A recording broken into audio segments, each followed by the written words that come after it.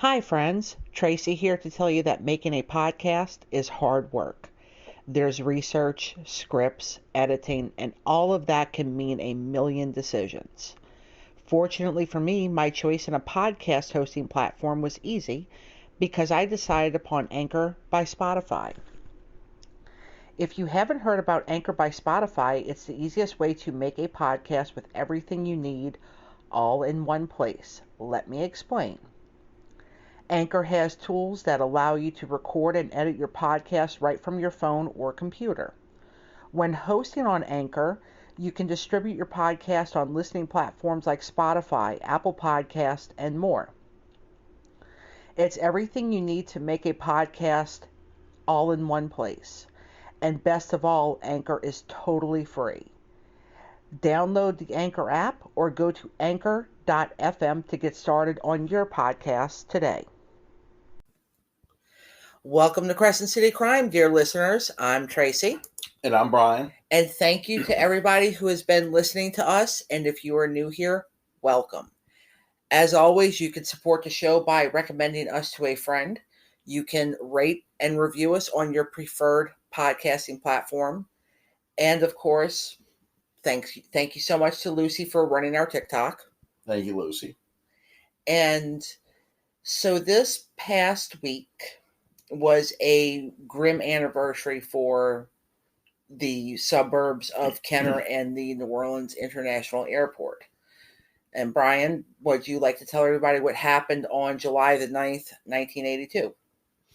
Now, an airliner crashed in a Kenner neighborhood.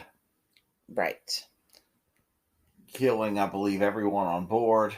And 8 people on the ground. Yeah, 8 people on the ground, destroying several homes. It knocked some homes off the foundations, even. Yeah. That kinetic energy released by the collision of that aircraft. That is correct. Wow. Now, we're going to get into what happened. Why did this plane crash? I mean, planes don't just fall out of the sky, right? Yeah, it's very unusual. Exactly. You know, you can drive past in this metropolitan area as many as 5 automobile accidents a day. That's quite true. But chances are you're not going to drive past a plane crash or even have one occur on any given day. That's quite true. So it was the afternoon of July the 9th, 1982. Pan American World Airlines Flight 759 was a Boeing 727 passenger airline plane. It was heading to Las Vegas, Nevada from the New Orleans airport. The plane was cleared for takeoff under heavy thunderstorms at 4:09 p.m. by the control tower. The aircraft suddenly plummeted down into the Roosevelt subdivision just moments after it was airborne over the suburb of Kenner, and they were no more than 100 feet in altitude. That's another thing. A large airliner like that crashes after takeoff or just don't happen very often. Right. If anything, that happens to a small aircraft. Right. It has some type of engine trouble, or if a pilot is too aggressive, taking off from the runway, a takeoff stall where you lose liftoff after takeoff and then crash into the runway, which I kind of risked doing that when I was a private pilot. Sometimes I'd wait for my ground speed and the Cessna I was flying, usually a Cessna 152, to reach as fast as 90 knots. Right. And then you get this incredible high because all of a sudden you're climbing so fast you're pulling 3 to 4 G's because your climb is so aggressive and quick. Right. Now, can you tell everybody, and even me, because I'm not exactly sure what it means, why is wind speed measured in knots? And what is a knot? Like, how fast is a knot? It has a lot to do with naval ships. Oh, okay. Yeah. Okay. Yeah, that's ships and planes. Well, when this boat, I'm sorry, you want to finish? I believe each knot equals 2 miles an hour. Oh, okay. Somewhere around there. Gotcha. Well, thank you for telling everybody. When the plane was going down, it clipped trees and it snapped a power line, and the left wing plowed into the ground, and it caused the plane to cartwheel. Can you imagine that? Imagine a freaking plane cartwheeling. That would be quite a sight to see for something along the lines of a 737 or a 767 cartwheeling. Yeah. That's sounds it sounds like something out of a cartoon. And Brian, when a plane is taking off, what is it usually full of? Fuel. Precisely. Yes. Yeah. This plane had more than 8,000 gallons of unspent jet fuel aboard. The air mixture, the oxygen, or should I say the oxygen mixture is going to be rich as well. Mm-hmm. So you have lots of oxygen and lots of fuel to contribute to the explosion together. And that's exactly what happened. And as mentioned earlier, the plane destroyed 6 homes and it damaged 5 others in a 4-block area. And this was less than 5,000 feet from the end of the runway. Oh, this was very close. Yeah. And unfortunately, every soul on the plane perished, and 8 people who were on the ground also died when the plane slammed into the neighborhood. It is known that Captain Kenneth L. McCullers and his co-pilot Donald G. Pierce understood that a crash landing was imminent, and they actually managed to redirect the plane towards the nearby West Metairie Canal to make the plane hit a less populated area, because it could have gone over the Morningside Park neighborhood instead. That was more populated. Well, yeah, that if you have to bring a plane down, that is your first directive, is an unpopulated area, if possible. And if you can perhaps glide to a landing, an area suitable for that, it could be a less traveled road, depending upon the size of an airplane, or perhaps maybe a less traveled part of an interstate. Oh yeah, several lanes for like a larger plane. Right, but you would also have to be able to make that redirection in almost no time. I mean, and these pilots who were piloting that flight were heroes for doing that at the last minute, managing to do that. Now, like military fixed wing aircraft, like say an F-18 Super Hornet, mm-hmm. as seen in Top Gun Maverick, of course, also as seen over the skies of Mid-City, because they'll chase naval air stations on the other side of the river. Right. We get jets flying over our house sometimes. When they have problems, they typically, those jets are so fast they can very quickly get, even when they have problems, they can very quickly get over a body of water. Right. In our case, the Gulf of Mexico. But that's a fighter plane compared to an airliner. Correct. Much faster, although airliners are much easier to fly than fighter planes. I imagine so, yeah. Every now and then some airline pilot mm-hmm. who was obviously, let's say, a C-130 pilot for the Air Force, or let's say a C-17 or C-3, let's say a military cargo plane pilot, okay, ends up flying for an airline.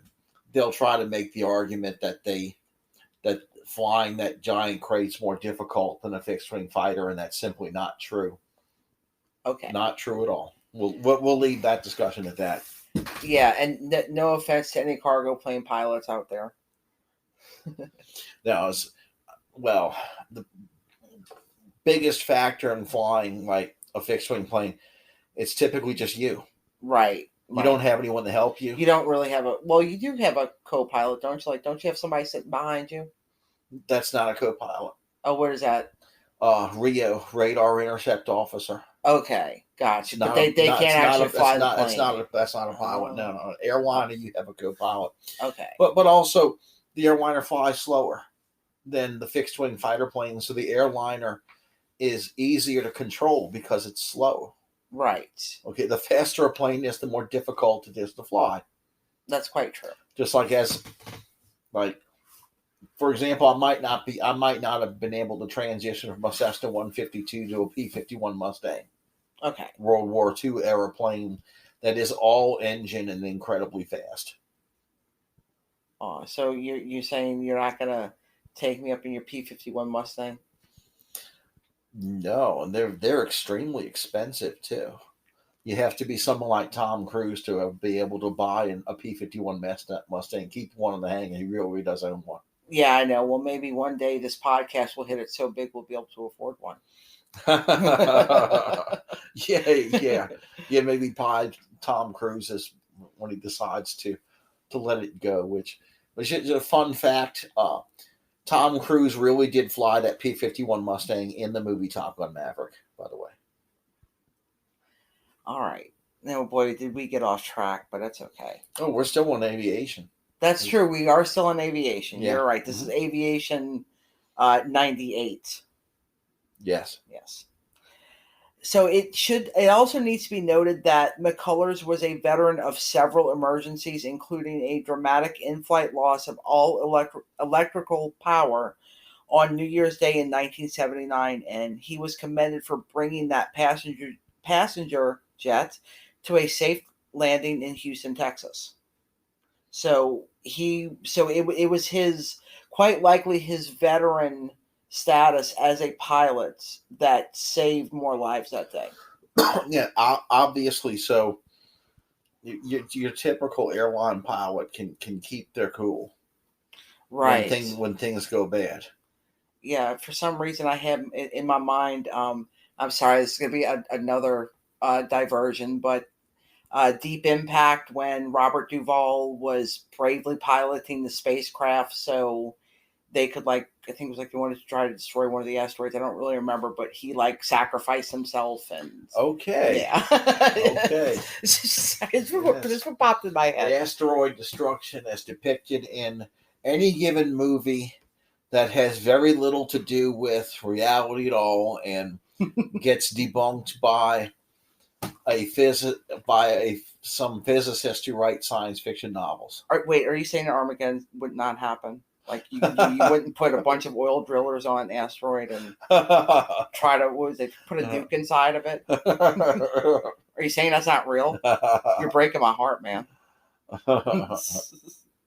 Yeah, NASA physicist Les Johnson, who's also a science fiction writer, could explain it much better, of course. But no, it doesn't work that way. Well, I'm going to have words with Mr. Les Johnson. It was all about entertaining people. I'm coming for you, Les Johnson. I have words for entertaining a movie audience. Yeah.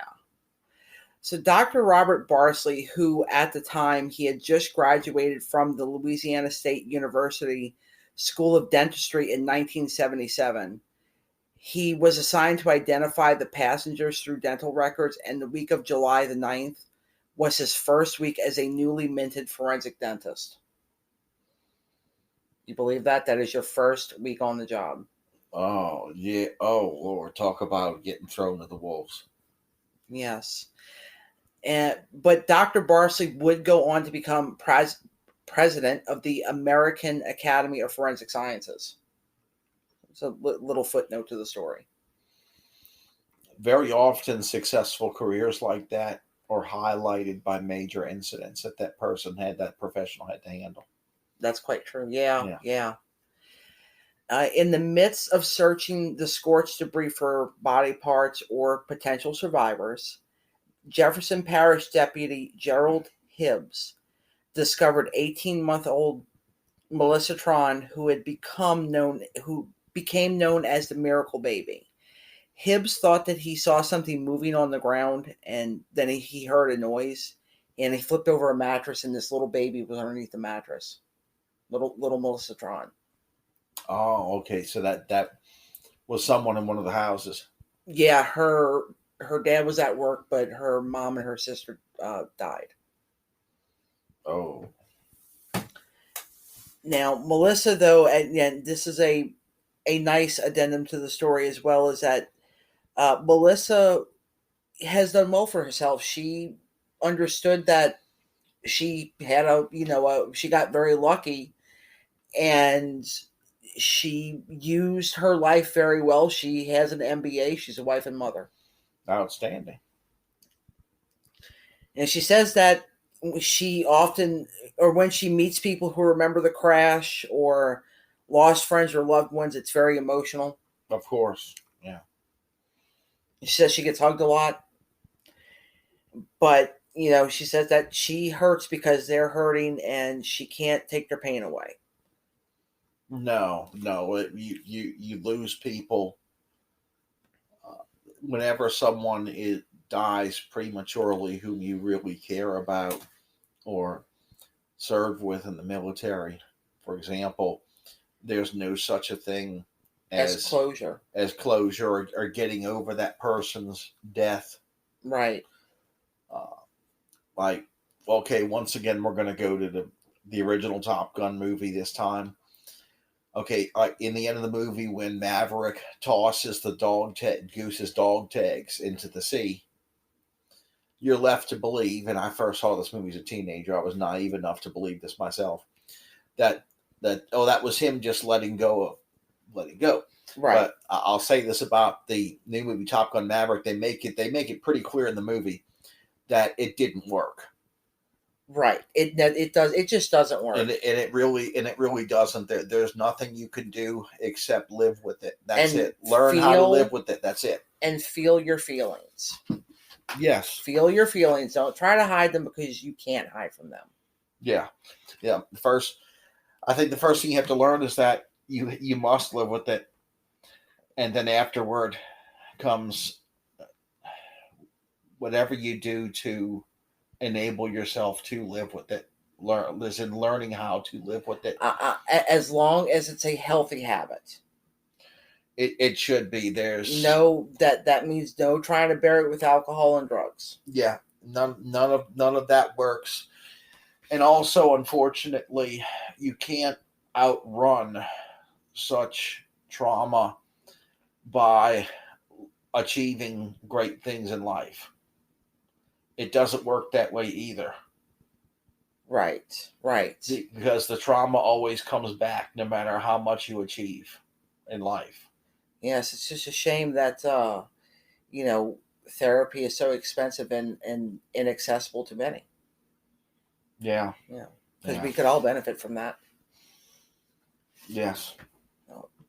WWL TV photographer Brian Lucas was the first live camera on the scene. He was assigned to cover the crash after he had a very long assignment that morning. He was shooting pictures along the river. And he was out there all morning long. And of course, that afternoon, the weather was awful. He said that as he was going to the airport, several emergency vehicles passed him going in the same direction.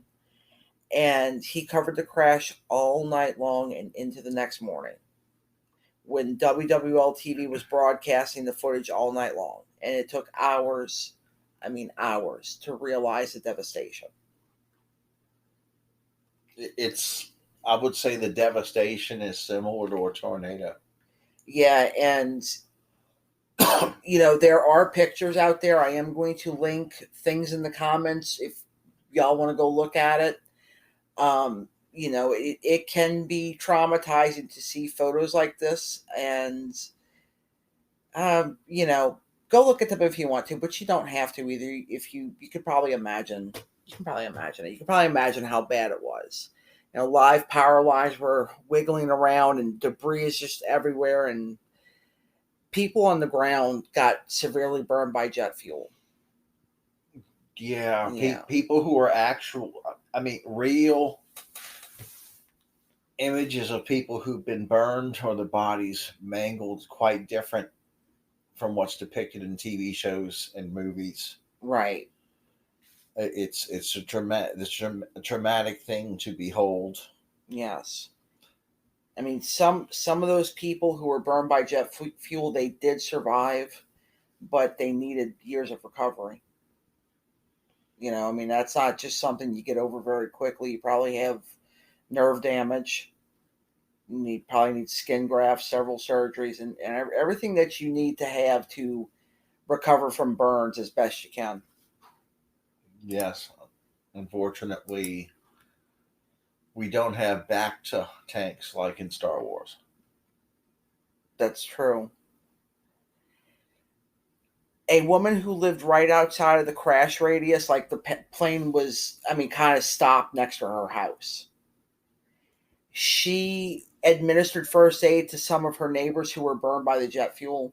Like she wrapped wet sheets around their bodies. Their clothing was burned off.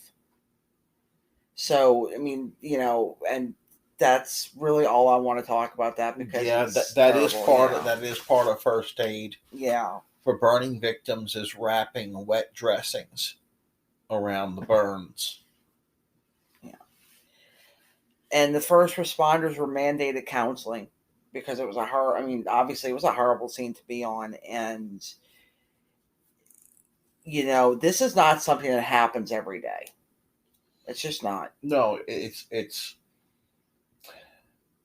well, in a way, it's worse than a tornado because of the fire involved with it. Yeah. So, of course, now the big question is, what caused this plane to fall out of the sky when it was only 100 feet off the ground? The National Transportation Safety Board investigation concluded that it was a microburst. A microburst is a tight column of sinking air that produces intense straight-line winds at a ground level that are similar to but are distinguishable from a tornado. So it's a very powerful burst of wind, essentially. Wind speeds in microbursts can reach up to 100 miles an hour or even higher. That's the equivalent to an F1 tornado on the Fujita scale. The intensity of a thunderstorm for aviation purposes was measured on a scale of 1 to 6, with 6 being the most intense. A level 1 to 2 storm will have light to moderate turbulence and lightning, but does not pose a significant threat to an airliner. In a level 3 storm, severe turbulence is possible. In a level 4 storm, severe turbulence is likely. A level 5 storm will have severe turbulence, powerful wind gusts, and possible hail. And a level 6 storm features large hail, severe turbulence, and extreme wind gusts. Anything above level 3 is to be avoided at all costs. However, on that day, the pilot's radar did not show any storms above level 2. A report issued by the National Transportation Safety Board on March 25th of 1983 declared that low-level wind shear conditions had been detected by the airport and the system had alarmed several times. The last time was about 4 minutes before Flight 759's takeoff.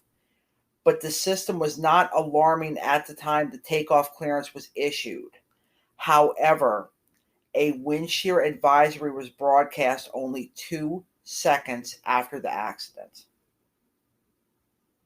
So absorb that for a second. You believe that?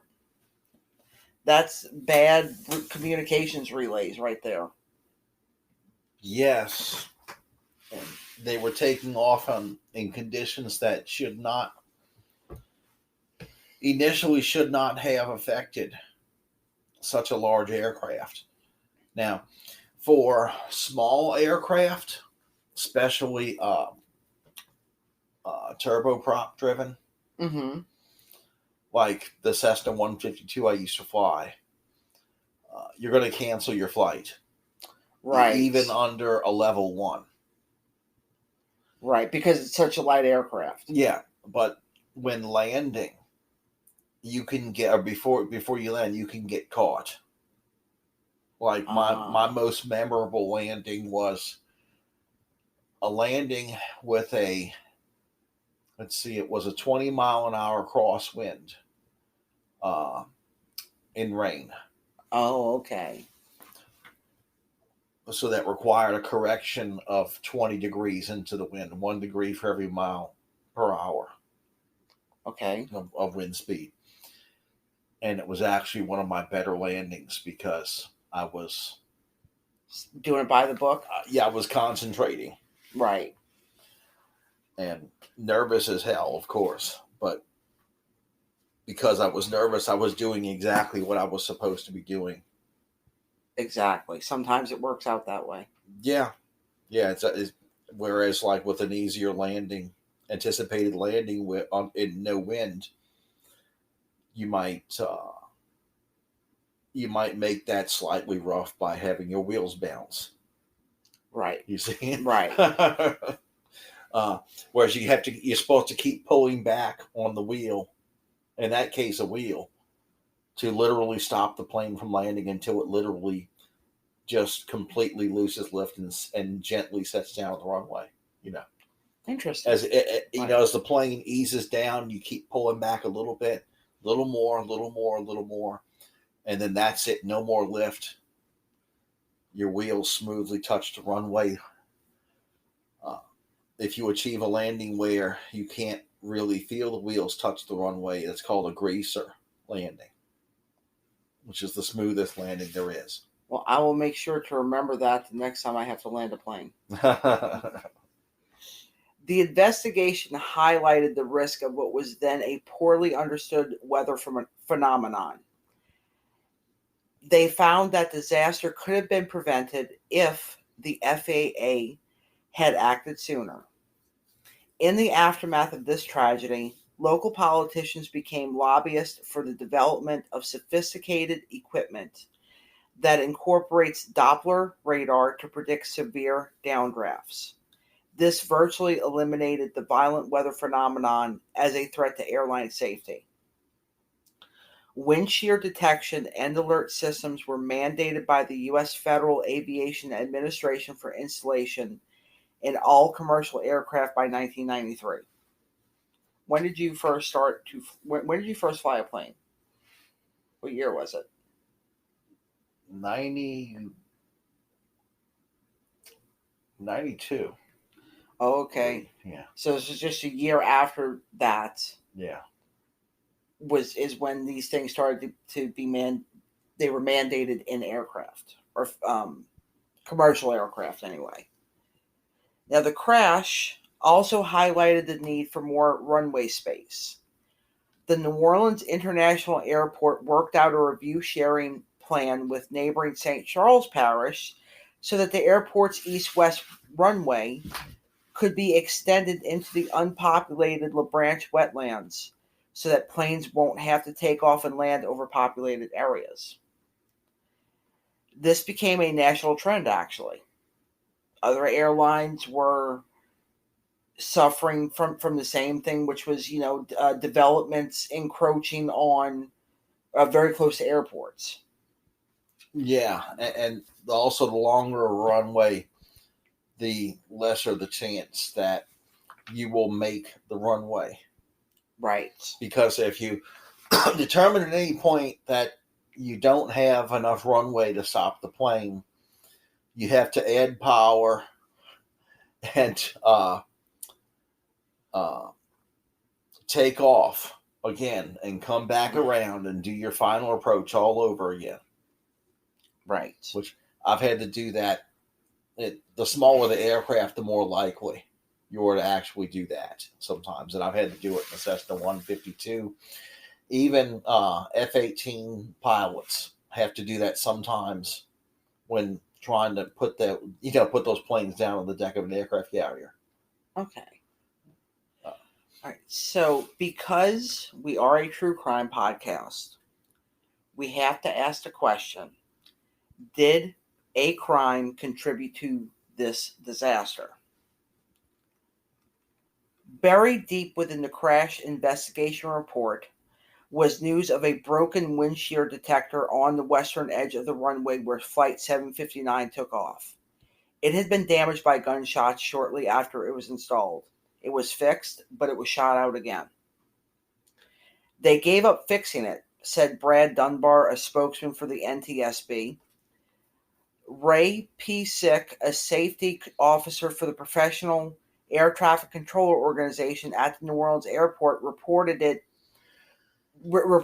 detector to be in unsatisfactory condition to the Federal Aviation Administration on October the 29th, 1980. So it was out of service for approximately 1 year and 8 months prior to the crash. That's too long. Yes. And so they decided to stop fixing it instead of trying to get law enforcement to catch whoever it was who enjoyed using it for target practice. Correct. That's exactly what happened. So the evidence to me suggests that, yes, a crime did contribute. It's not the cause, right? I mean, you can't really blame Mother Nature in this way, but you can blame people who have damaged airport safety equipment. Yeah, illegal discharge of a firearm and criminal damage. Right. And of course, when things are reported to the Federal Aviation Administration, they don't act on these things. It's negligence. Yes, it is. So, speaking of which, the Pan American Airlines and the federal government both face lawsuits in excess of $3 billion. They accepted blame for the jet crash in a hearing on May the 13th, 1983, in New Orleans, and offered the victims' families an undisclosed amount. Wendell Gauthier, a lawyer representing several of the victims' families, called the move astounding. So they didn't haggle over it in court. They just gave them an undisclosed amount of money. Yeah, they obviously didn't want this thing to continue on and gain a life of its own and embarrass the federal government. Yes, the Federal Aviation Administration that the broken windshield detector was reported to, and they didn't fix it. Yeah. That's gross negligence. It was their job to make sure that those things are working. A memorial to the victims of Flight 759 was constructed in a garden at Our Lady of Perpetual Help Catholic Church in Kenner, 1 mile from the crash site. Tiles bearing the names of the crash victims are embedded into a low circular wall. And as for Pan Am, which was the world's largest international air carrier that was founded in 1927, ceased operations in 1991 after declaring bankruptcy. And that was one of the things that ended Pan Am Airlines. That they actually have had several incidents. You can, if you want to, anybody who's listening to this, if you want to fall into a rabbit hole of tragedy, you can look up Pan American flight track records, or their track record of how many planes of theirs have had some sort of disaster. I mean, these are the things that you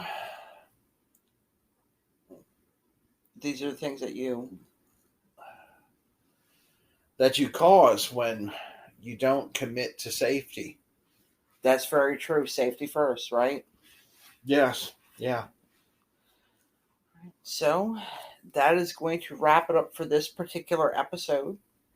Thank you, everybody, for listening, and we hope that you will join us next week when we are going to talk about a heartbreaking case of a local woman who was most likely killed by her boyfriend. And even though he is the most likely suspect, the case is still unsolved, and it, in my opinion, is largely due to police negligence yet again. Yes, some of this, and I did forget to mention that police negligence and as well as territorialism hampered efforts to respond to this tragic accident, because for about an entire hour. Sheriff Harry Lee of Jefferson Parish Oh, yeah. had an argument with, I believe it was Sal Lentini, chief of the Kenner Police, over who had jurisdiction. Wow. There. Wow. Which it's obviously the sheriff's department. Right. Which Harry Lee, and always insisting he's right historically. That probably actually lengthened the arguments as it was in. This was discussed in my police process class in college upon the subject of incidents where two chief law enforcement officers square off over a territorial dispute. It's like two dogs pissing on top of each other's piss. Yes, that's right. Yeah. Yes. It actually happens. Yes, it does happen. And we are going to officially finish now. So, everybody, be safe, be kind. Remember that we're all human beings. Hug your loved ones and don't park next to vans. If it's dark, it's dangerous, and you don't feel safe, don't be there in the first place. And if you're ever talking to law enforcement in an official capacity and you're not a victim, then lawyer up.